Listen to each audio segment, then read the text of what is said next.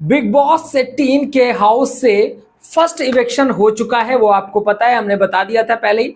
जो फर्स्ट इवेक्शन हुआ है वो हुआ है हेमा शर्मा का। आज रात के एपिसोड में आपको दिखा दिया जाएगा कि हेमा शर्मा इवेक्ट हो चुकी हैं।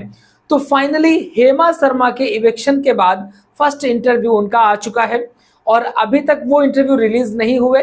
जैसे इवेक्शन होगा उसके बाद रिलीज किए जाएंगे। लेकिन मीडिया से बात हुई तो क्या क्या हेमा शर्मा ने कहा, पूरी जानकारी आपको बताते हैं। हेमा शर्मा जैसे ही इवेक्ट होकर के बाहर आती है, मीडिया उनको घेर लेती है, उनसे बहुत सारे क्वेश्चन किए जाते हैं और वो वहां पर कुछ मतलब सेटिस्फाइड नहीं दिखाई देती। उनको लगता है कि उनके साथ कुछ गलत हुआ है, कुछ इस तरीके से वो दिखाई देती हैं। लेकिन फाइनली वो मीडिया से बात करती हैं और मीडिया इंटरव्यू में जो क्वेश्चन किए जाते हैं उनमें से पहला क्वेश्चन होता है कि आपको क्या लगता था कि आप इतनी जल्दी बिग बॉस हाउस से बाहर आ जाएंगी। तो वहां पर हेमा शर्मा कहती नहीं, मुझे बिल्कुल भी नहीं लगता था कि मैं इतनी जल्दी घर से बाहर हो जाऊंगी। मैं तो वहां पर अच्छा खासा कंटेंट भी दे रही थी, लेकिन पता नहीं किस हिसाब से लोगों ने मुझे वोटिंग कम करी, क्या रीजन रहे, मुझे बिग बॉस के घर से बाहर कर दिया गया।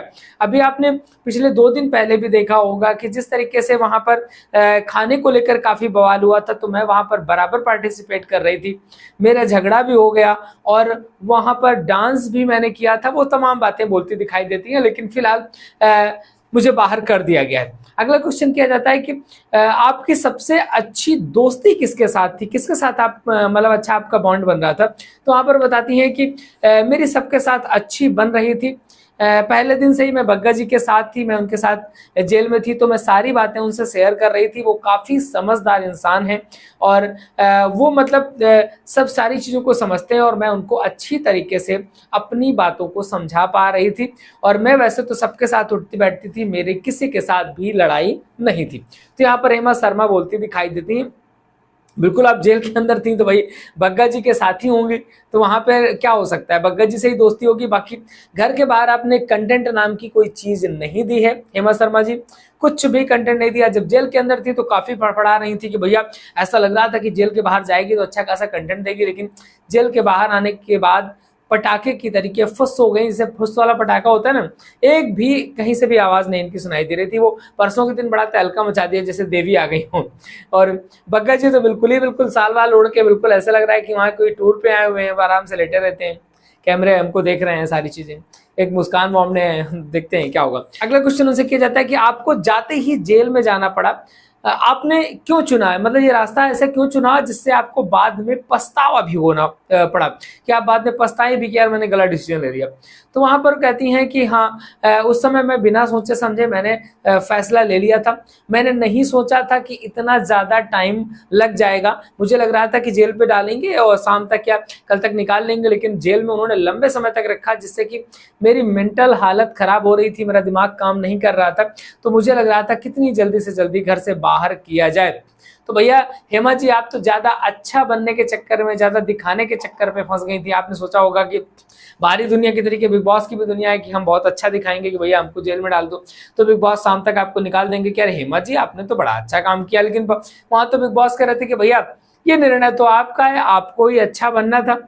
तो वहां पर फंस चुकी थी हेमा, ये बात आती है। अगला क्वेश्चन, जो परसों जो राशन को लेकर के आपका मैटर हुआ था, उस विषय में क्या कहना चाहेंगे। कि आप तो कह रहे थे कि मुझको नचाया गया है, मतलब अविनाश ने मुझको नचाया, इसके बाद मुझको दही दिया, ये सारी बातें आ रही थी। कह रही नहीं, ऐसा मेरा मतलब वो नहीं था, मैं तो खुद नाची थी, मुझे मिल गया था तो मैं बहुत खुश थी, तो मैं एंटरटेन कर रही थी, मुझे लग रहा था कि हाँ मुझे राशन मिल चुका है तो मुझे बहुत अच्छा लग रहा था। लेकिन जो राशन के लिए घर पे बवाल मचा पड़ा है, जिस तरीके के झगड़े हो रहे हैं, वो सारी चीजें नहीं होनी चाहिए, वो गलत है। तो हेमा जी आपको ऐसा लग रहा होगा कि भैया जैसे बाहरी दुनिया होती है वैसे बिग बॉस की दुनिया है, तो बिग बॉस की दुनिया में और बाहर की दुनिया में बहुत बड़ा फर्क है।